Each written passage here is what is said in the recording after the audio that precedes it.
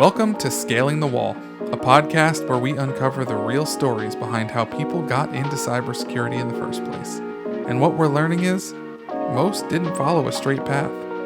And that wall that seems so high from the outside isn't as tall as it really looks. So listen in and see where your story might fit. Let's get to it. When I was a kid, I grew up. We did not have money. I came from a very poor household. However, I had an aunt who made it big. And one of the things that she did for us when we were a kid is that she bought us, myself and my two younger brothers, a PC, a computer, and she gave it to us for Christmas one year. And it couldn't do anything, and we didn't own any video game consoles or anything like that, and I really wanted to play it because I'd been in my friend's house, wanted to learn how to make video games. I told my mom, I said, well, we can't buy any, but if I made one, could I play it?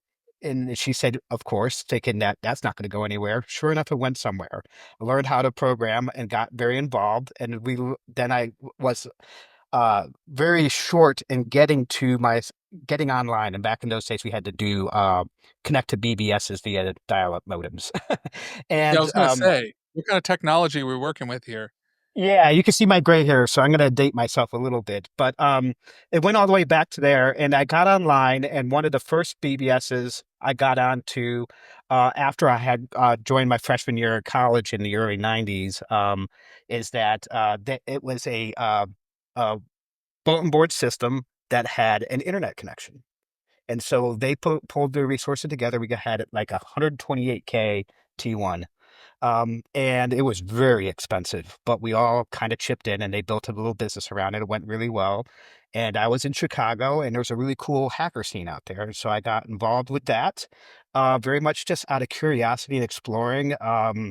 And getting involved in some things out there, meeting some cool people, and mostly just exploring, figuring out how this internet worked. And back in those days, it was still mostly government and universities and the odd, hobbyist. And then there were boards out there where people would trade information and stuff like that. And anyway, so in the middle of that, I got really interested in security. So systems exploration led to an interest in security, got pretty involved in that scene. And kind of just stuck with it as a hobby. I like the technology, began writing programs for that young internet connected world. Was there when Eternal September landed, September 1993. And the internet changed. One day everything was cool. There was a bunch of very high etiquette, very managed conversations, a sense of professionalism, sense of your spelling better be correct, that kind of stuff. And it was a different world because a lot of academics, a lot of paid professionals, a lot of people in the defense industry and other stuff like that. So it was a different crowd. Um, and September 1993 came by. America Online gave its users the internet, and everything changed. So every fall, it was normal that the freshmen at the universities got online. They kind of made a fool out of themselves, and the internet corrected them, and everybody got in line. And they called it September. There's always September. September was always messy. Bunch of kids getting online for the first time. But then the public began showing up, and we call it Eternal September, and everything changed. So I was there for that, and when everything changed, part of that change was that a lot of stuff got connected to the internet that had no business being on the internet. And so that furthered my interest in security. And I got very interested in intrusion detection in particular. So that space, I got a book by Stephen Northcutt. I think he's still out there doing SANS type of stuff. And it was an intrusion detection, an analyst handbook. And it was about some of the early attacks in the late 80s, early 90s. And it showed how networks worked, and it showed how defenders were able to participate and make the world a better place. And he was a head of cyber command at the U.S. ballistic missile defense. And it was a very interesting read. So that got me involved into the more academic side of things, and I became very interested in network security in particular. Fast forward a number of years, got involved in the as an entrepreneur, founding businesses. I joined startups earlier in my career and got my teeth cut on how to build a business, how to build teams. met my co-founder, who's my most significant business partner, at in like 2007 time frame, and we were running a joint venture between a company called MX Logic here in Denver that John Street had founded, and my buddy Scott had founded. And they had a joint venture with Internet Initiative Japan, which was an NTT Docomo company. So we basically had secure email file transfer before Dropbox set up, and that kind of stuff was running. We were running it mostly out of Tokyo, so spent a lot of time in Japan getting that off the ground, and around product and engineering. So I am a software engineer, and that's my main thing. I was always building stuff. I love that kind of thing. Those businesses took off. McAfee acquired it. So I went to McAfee. Intel acquired McAfee, and I went to Intel, became a principal at Intel. Didn't stay there very long. You'll see a theme in my history is that I don't stay at the big companies really long. I'm more of a builder. I like to shake Yeah, things up just a little bit. And there's more to my story, but let me pause there. That's kind of like the I got lots of prehistory, questions. Well, prehistory of me. I got so it's fascinating. So a lot of the dates you gave, I mean, 1993, I was 4 years old, so I don't I was I don't not. know.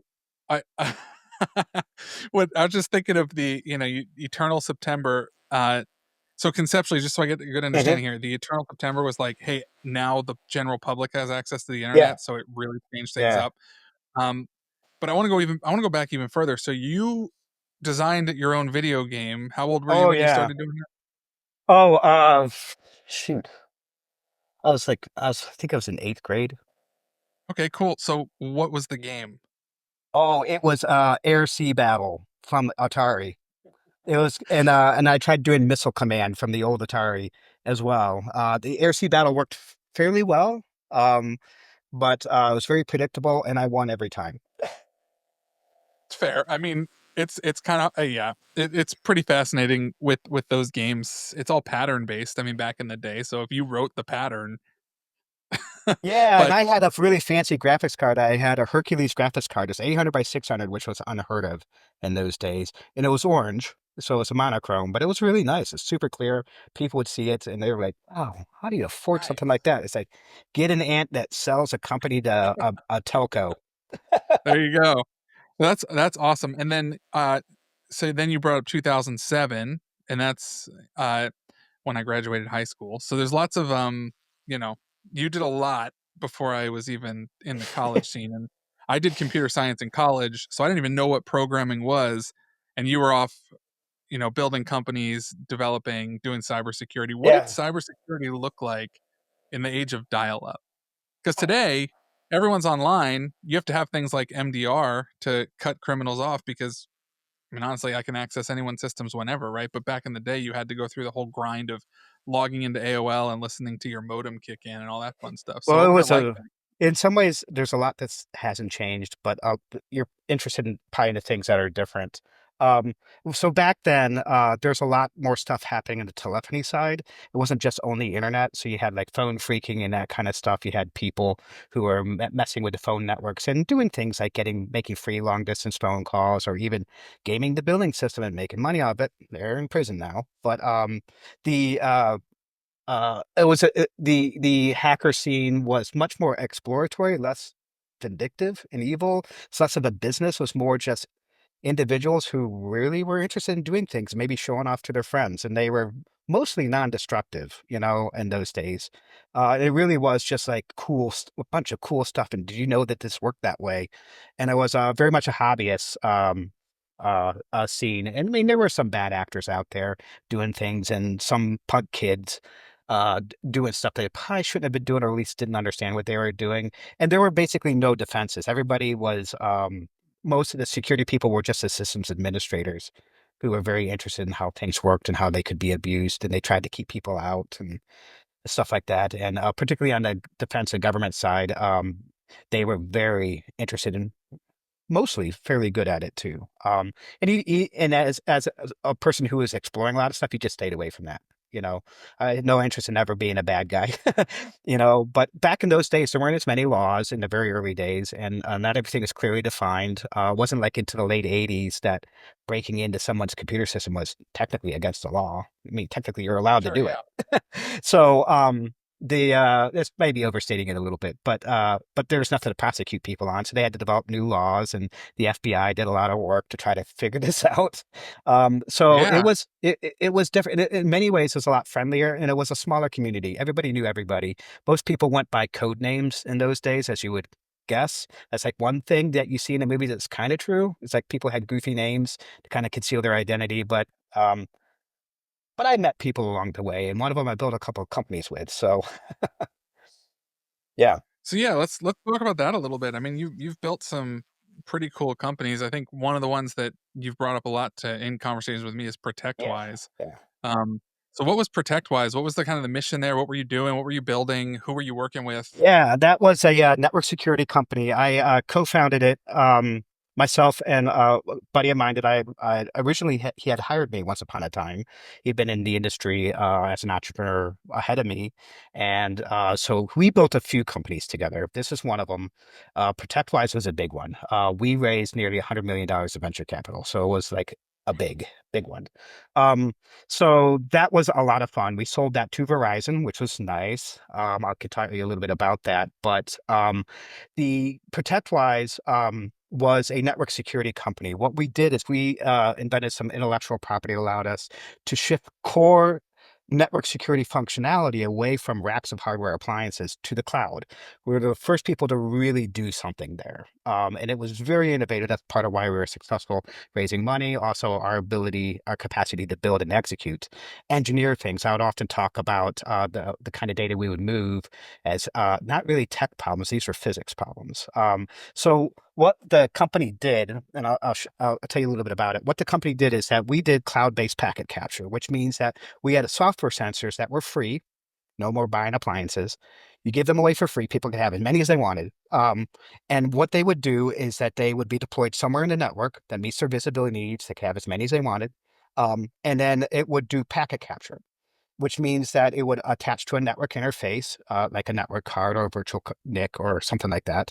Um, and it would record all the bits and bytes flowing over the wire. What we would do is we compress, optimize, and stream those bits and bytes, all that raw network data to the cloud, where we had a massive ingest service and we do that in a near real time manner. I mean, something happens on the network. We have it network internet latency, which is normally between 10 and 40 milliseconds later, we would have it. And then we'd run it through a suite of threat detection capabilities, ranging from the deterministic to the probabilistic, so signatures, heuristics, that kind of stuff, as well as machine learning, uh, statistical approaches, behavioral analysis, that kind of stuff. And so all these different capabilities. And then we presented that information collectively in a coherent view of the entire network distributed over however many locations into a single pane of glass where people could see in real time, near real time, just network latency later, how their network's behaving, what threats are moving. And then we would, uh, those suite of threat detection capabilities, we organize them in a hierarchy of expert systems where you have many different expert systems that all do different things. And we built a machine around that. In order that hierarchy wasn't just a simple hierarchy where stuff would just percolate up. We organize that such that the expert system would be a lot like human experts, where we all sit around the table. Let's say we have a team together. You will have one background. I have a different background. Somebody else. We all have different backgrounds and experience. We're all experts in different things. We come together. We basically said, when the experts get really excited about something, that's a good use of people's time. When the experts wildly disagree, maybe they need more time or more information or something, but it's probably, let's maybe latch onto this later, if at all. We took that same basic approach and we were able to denoise the haystack and get people from thousands of alerts a day down to, I think we were averaging like 20 to 30 highly actionable, really high return on investment stuff. And that's why people loved it. So we were mostly focusing on the larger enterprise.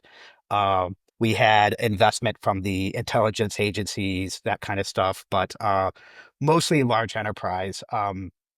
And like on our board was the founder of the U.S. Army Cyber Command, and we had some really cool people participating in that. And um, the large enterprise, like our first paying customer was Netflix. I don't know if how many of these logos I should out like media and entertainment. We got Pandora, we got Sony. No, wait, not Sony. Universal Music Group. Sorry, Universal Music Group. They're like our first battery of customers in media and entertainment. That was after the Sony hack. That's what I was getting at. So they Oh were a gosh. motivated group, Tony. and then Yep. we went deeper. Like the NFL was a customer. We were the cybersecurity at multiple Super Bowls. We were at the Super Bowls. We were the NHL was a customer, Major League Baseball. So we did the World Series, network security for stadiums and stuff like that, as well as for the NFL. And so we did a lot of really big contracts. We got into energy, British Petroleum, say BP. BP was our largest industrial. So we got into all all upstream industrial production in 90 different countries, stuff like that. It was a big thing. We ingested a lot of data. We had data at rest that was one of the largest data sets of any variety in any industry out there in the world. It was expensive. It's And wild. but we had Yeah. people who had the funds and the means because that return on investment, what organizations could do with the ability to not just detect threats, but we also gave the ability to do forensic analysis, so detailed query of like an entire year of history. And then we were able to build a time machine. So what we did is, a 0 day comes out, people are like, oh no, this is this version of the software that's widely deployed. There's now an exploit. But we're just learning about it today. It may have been active, and many times stuff has been active. We're able to go back in time because we recorded all the network traffic and we kept a copy of it all, go back in time and reanalyze and say, oh, you know what, this thing we just learned about today? Yes, this weapon was used on your network 30 days ago, and here's the impact. It was a game changer for people. So Yeah. the short of it is that Verizon Business Group acquired that technology. They wanted the network security. They as a world's largest network provider, and they also wanted the team and the intellectual property and all that kind of stuff. And it is still running there at Verizon today, and they're still selling it. Crazy. How did it feel to be so, I don't know, you had some massive clients when you're bringing up Mhm. these, MLB, Mhm. NFL, NHL, you brought up Netflix, Pandora, like these aren't small Yeah, names, yeah. obviously. So how did it feel to like when you think of that journey, right? I mean, you made your own video game where you were shooting ships and boats, and you get to this point where you're like in these small hacker groups, and now all of a sudden you're working alongside the MLB, you're working on NFL, you're Yeah. doing cybersecurity for these massive Mhm. organizations. What did that kind of feel like? Humbling. So I mean, I often remark to myself and to others that I work with that success is the art of being overwhelmed. I have been overwhelmed my entire life. I always feel like I'm in way over my head, and I believe that's exactly the right place to be. It's exciting. You have a reason to get out of bed in the morning, and you have an opportunity to look at the world and point at it and say, you know what, there's a small difference in the world because I was here. And that's pretty powerful. But mostly for me, I'm grateful. I don't view myself as there's a lot of entrepreneurs that really adopt a persona that somehow there's some insightful, stable genius, and they are not. Most of us were just lucky, in the right place, in the right time. We met the right people, and we didn't screw it up, So, Yeah. and then we outlasted the mistakes. Amongst the failures, you remain standing where other people would have gone home. So maybe a little bit of stubbornness in there, Yeah. but it's mostly access and opportunity, and really treating people around you really well because the all of us are so much greater than the few of us. So I feel like I've been surrounded by people smarter and harder working than myself. And I feel like I've been surrounded by people who had the means and the resources and enough of a positive view of the world to want to help fund these things, So Yeah. the experience is gratefulness. Yeah. Amazing. And you know, to build it to a point where it gets acquired by Verizon and still being utilized by Verizon. And then I was reading your bio, and then you said you went from there Mhm. pivoting into like leading Yeah, global I production did. innovation and like doing things Yeah, like AI and for a little quantum bit. computing Yeah. stuff and where did that come from? And then so get to that. So you moved away from the Yeah. security, the well, ProtectWise because it got Mhm. sold, and then you moved into these other divisions. What kind of led that experience? Was that kind of a reinvention of the self? A Was that little a bit. natural extension of what you were A doing? little bit of a reinvention, a little bit of you just get drawn to the fun stuff that's in front of you. So I mentioned earlier that Yeah. I'm not a big company person. I'm not. I didn't stay at Verizon. I stayed, but I stayed about 2.5 years, which is a long time for me at a big company because I had a very good experience. I met some really great people. You think of telcos and large companies as being very dry and non-innovative. These people were pretty driven. I mean, that's a big entity. It's got a lot of commitments. It's got a lot of economic and physical realities. But there's a lot of really smart, hardworking people that's the area where they want to make a difference. So I've always had held them in very high regard. The way it worked for me is that I came over with a ProtectWise uh, acquisition, obviously, and they gave me an optional package to stick around to help them integrate the product. It was a very good offer, so I took it, and stayed there and got involved with integrating the larger security services team. And they have a very large business of professional managed services. They were not a reseller like some organizations are, but they sold a lot of technology and helped people set those up. Their security business is respectable, and they have the Verizon Data Breach Investigations Report that a lot of people in the industry know about. It's the gold standard on how breaches are impacting businesses. They release one every Yep. year. So that was that team, right? On that team. And they Cool. were, so in the middle of this, I just got repositioned to work in the large accounts because that's my background. And meeting with CTOs and CIOs, CISO, CSO types from all the largest customers that they had, and I just really enjoyed that. And they thought, gosh, if we could get his entrepreneur background into the larger team, that would be really good for us. So that was their vision, and they came to me. So the chief product officer of Verizon Business Group uh, he came to me and said, would you be willing to join my leadership team? I see what you're doing here at security services. And I think we need it for the entire business. So we went and did that. My role was not to like help um, innovate the existing lines of business.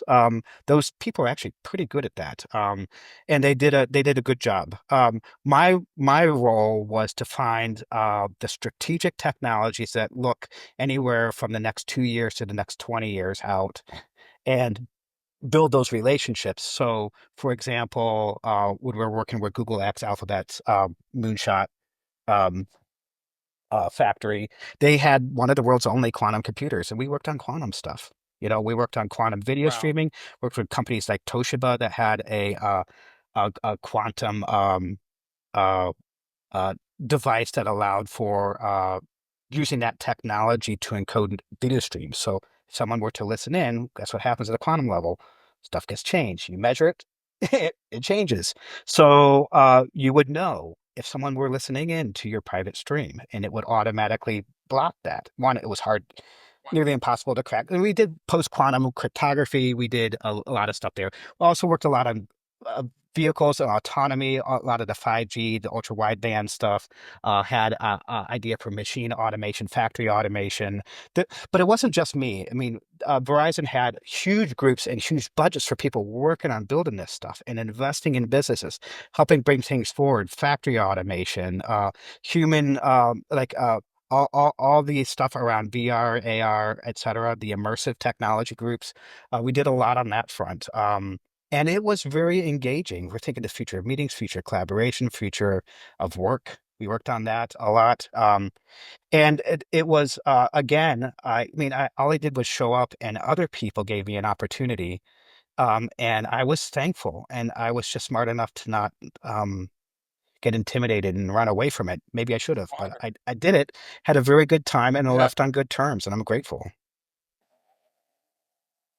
And then somehow you ended up working Yeah. on UKON Yeah. There's a with story us. there.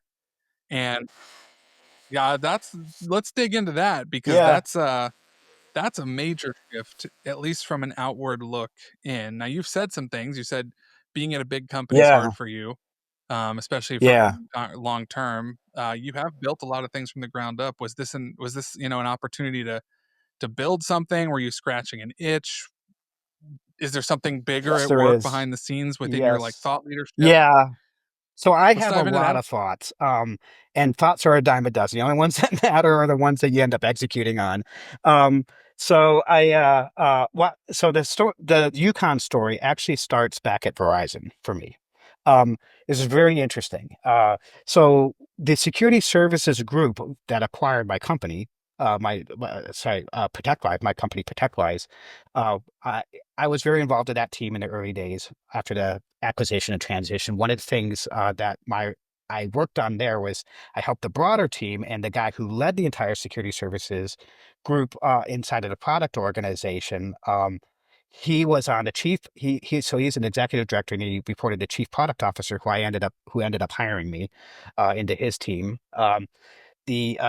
So that guy, he had a vision around cyber insurance. And we did a lot of analysis on it because we had a large book of business. I don't know if I'm free to talk about the size of that book of business here. Ugh, any other company would be jealous of this sliver of the larger organization's revenue.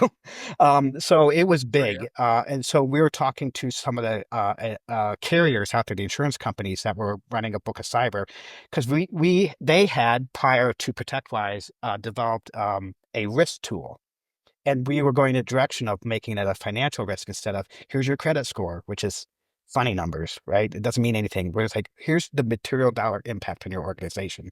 But we couldn't crack that nut quite. We didn't have access to enough information. So we went to the carriers to say, you guys price stuff. We'd love to use your prices.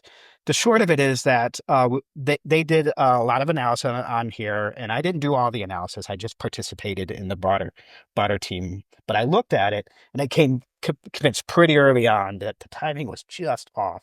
And so we're talking like 2019, 2020 era by the time we kind of walked away from that. Um, and there's lots of reasons to have done so, and they were all very good reasons. The organization made good decisions around this.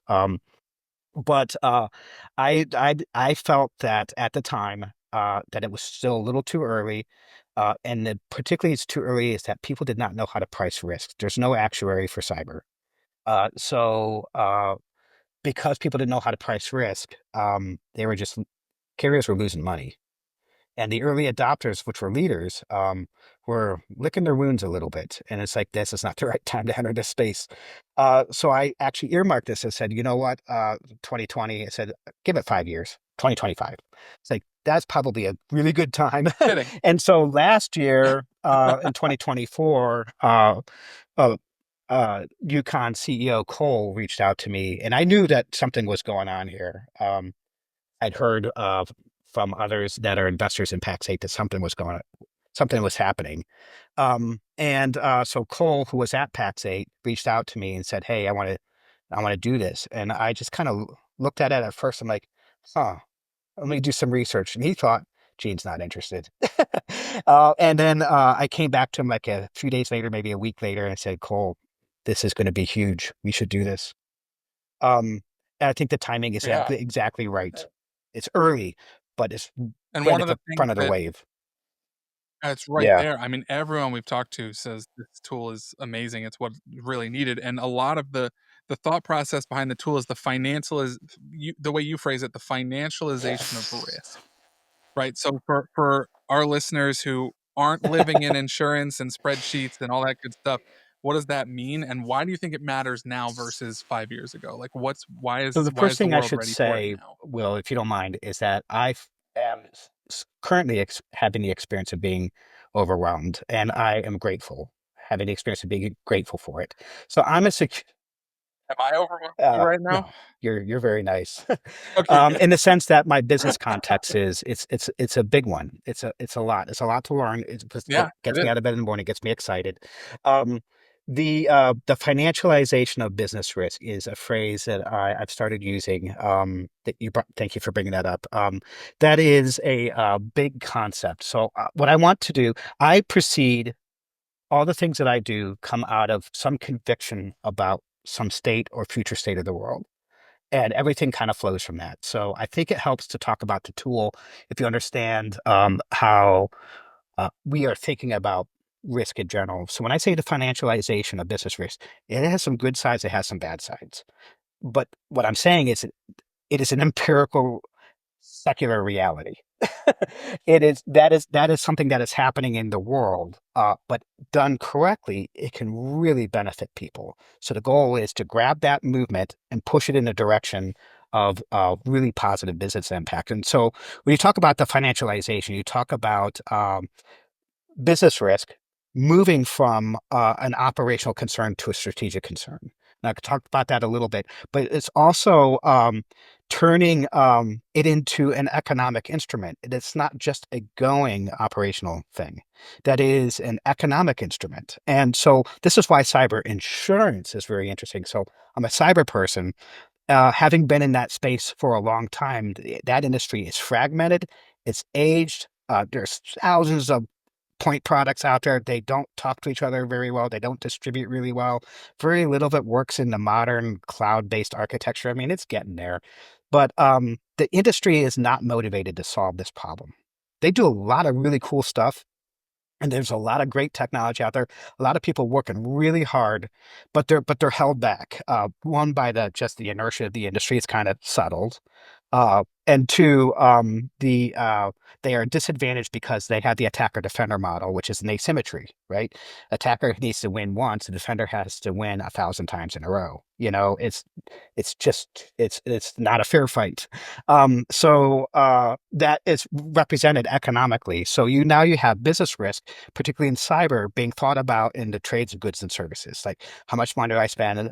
How much money do I lose? What kinds of products? But it's attacker defenders. Like attackers can do this. You need to buy this. Attackers can also do this other thing. You need to buy that other thing. Next thing you know, the like uh, the organization has 40 to 50 different security products inside of it. Small businesses have like a dozen different products that they all purchase separately, manage differently, upgraded on a regular cycle. And they have these MSPs who are doing a fantastic job helping them manage it because it's a mess. So you look at that and say, these things need to change. How you think about business risks needs to change. How you think about cybersecurity needs to change.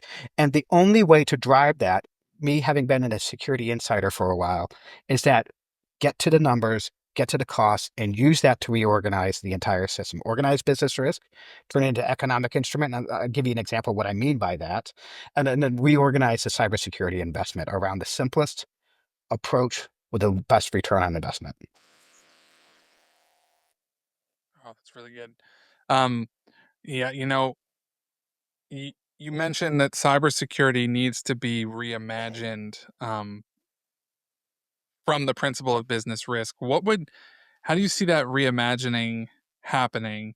And how's that going to benefit people like MSPs or CFOs or people like that? Because you brought up um, the standard right now is, oh, this new security. I mean, if technology is evolving exponentially, right? The security that I put in place for you this year may be obsolete next year because of the trends that are happening. So if all I'm doing is constantly needing to present my clients with new Yeah. options, new security solutions, and saying, "Oh, well, what I sold you last year doesn't work anymore, so you sold me garbage." Like, if I'm a CFO, that's all I'm seeing. Oh, you sold me something that broke after a year, right? So how does reimagining business risk It certainly change the changes the narrative thinking, because change the when you, paradigm? well, the main thing we're doing at UKON around risk is that we're going to quantify it in financial terms. We're building strong mathematical models around it, but we're feeding it with the telemetry that we capture that is security in nature. So this is where my background in security helps. I've hired people on my team that have a background in security that have worked at ProtectWise and stuff like that. And we're taking that and we're bringing in the financial quant element to it as well. So building the models that help us quantify risk, and that's the main thing here. So we're going to quantify things. So you have two forms of risk. You have quantifiable risk, right? You build a plan around it, you have unquantifiable uncertainty, right?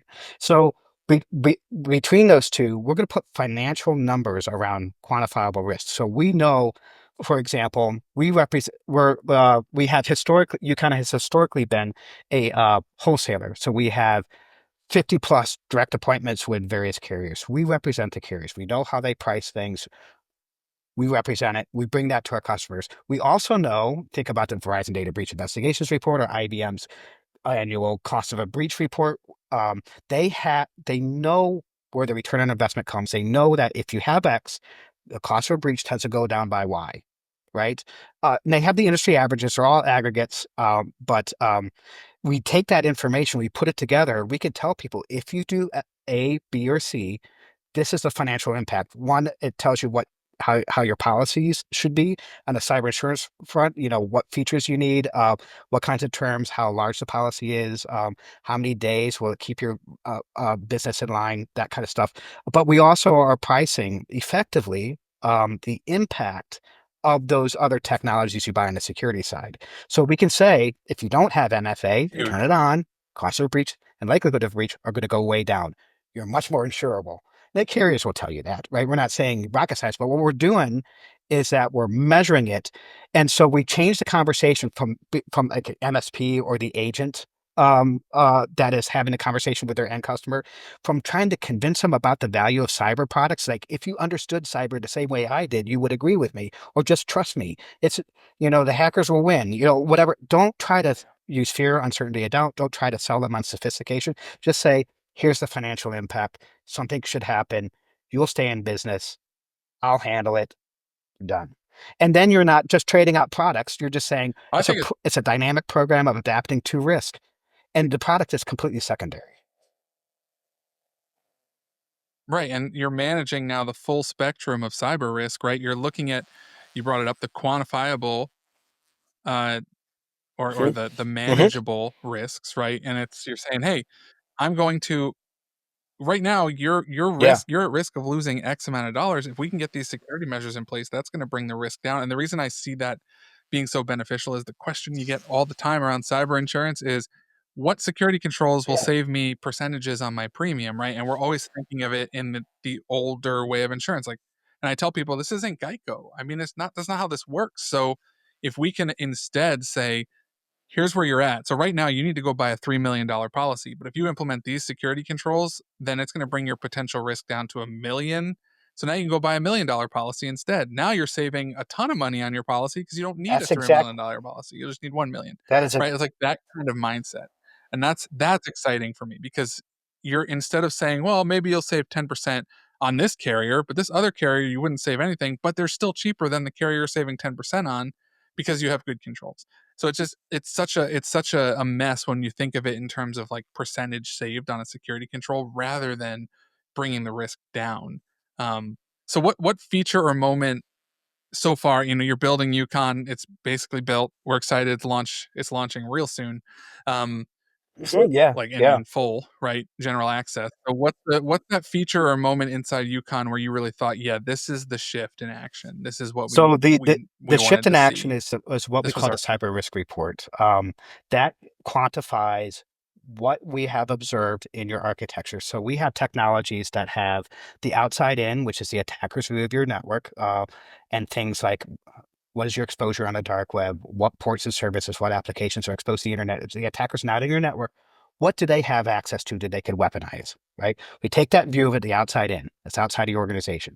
We combine that with the inside out, which Mhm. is the defender's view. So we have API integrations with your security architecture, your cloud architecture, that kind of stuff. And we pull that information down around governance policy. We have also like events and that kind of things that comprise the security landscape, that things that comprise a larger IT landscape that the attackers would leverage. And we can put those two together, and then we combine it with a third set of our risk simulators. So we have simulation technology that we've created that allows us to articulate how those scenarios would work out and how carriers price risk and all that kind of stuff. And those are our expert systems. And I'm doing this again. We're bringing them together and we're getting them to develop consensus amongst them. And the consensus for us this time is this important or not? Its consensus is dollars. No funny numbers, no nothing. We're not a security company. If you want to do security stuff, work with your security vendors and your managed service providers or managed security service providers. Anybody, work with them. They're going to be good at it. um, we are just saying, here's the dollars. from the carrier's perspective, here's the dollars from a business risk perspective. And we hand that to the MSPs and the agencies, and we change the conversations like, let's just talk business risk. Do this everywhere else. Somehow security became different, and it shouldn't be. Let's just talk about it normally. And it's when you make risk an economic instrument, then you can do things. Let me give you a real world example that is not security specific. So you can see this happening elsewhere in business. We have an office. It has internet, it has power, has a lot of utility stuff like that, right? And so there's a plan. If the internet line goes down, well, there's backup internet. It's not great. People complain about it. Maybe people go home to work for the rest of the day, whatever. There's disruption for sure. But it comes back on later and you survive it. Okay, that's a small thing. Power goes out, or there's a gas leak, or something even more dangerous. There's things that happen in the world that are risks. There's a way to respond to them. You handle it, and you get the insurance and anything else that you need in order to survive that kind of disruption, so that your business isn't negatively impacted. We're doing the same thing on the cyber side. So it's not our vision that somehow the defenders can reduce the attacks to zero. I think there's a Zeno's paradox there. You and I have talked about that topic before. I don't think it's reducible. I don't think it's you can't reduce it to zero, I should say. So that's an infinite tale. But you should work on those things, absolutely. But you're not going to solve it completely. So what we're saying is just survive it. Every business has the right to survive a cyber attack. For me, as a chief technology officer, my vision of this is I envision a future world where every business survives every attack. And that's what we're building. We're building a system. So it's not just technological innovation. Oh, we're doing some cool stuff there. It is also about playing well with the ecosystem. So we want to play with the independent software vendors in a very healthy way, the security vendors in particular. We want to play with the carriers. We want to work with them. We represent their interests. We are very interested in helping them reduce risk and price things differently, because when they can do that, businesses win. And we're going to help the MSPs. We're going to help the agencies. We're going to help the small and medium businesses. We're going to swim upstream from there. And we're going to do it. It's an ecosystem play. But the core thing here is that this is economic innovation. It's a financial innovation. That is what we're bringing to the market. And that's where I am doing something somewhat new, but familiar in many ways. Because UKON is technically, we're a fintech company, but we look like a cyber risk company. And that's exactly how people need to see us, because we're going to take that landscape, we're going to reduce that risk, help people win, save a fortune, keep businesses safe, particularly small and medium businesses. These are people's jobs and their dreams. Some of them, kids are depending on that business being in there so they can go to college. It matters that we're good at this. Yeah.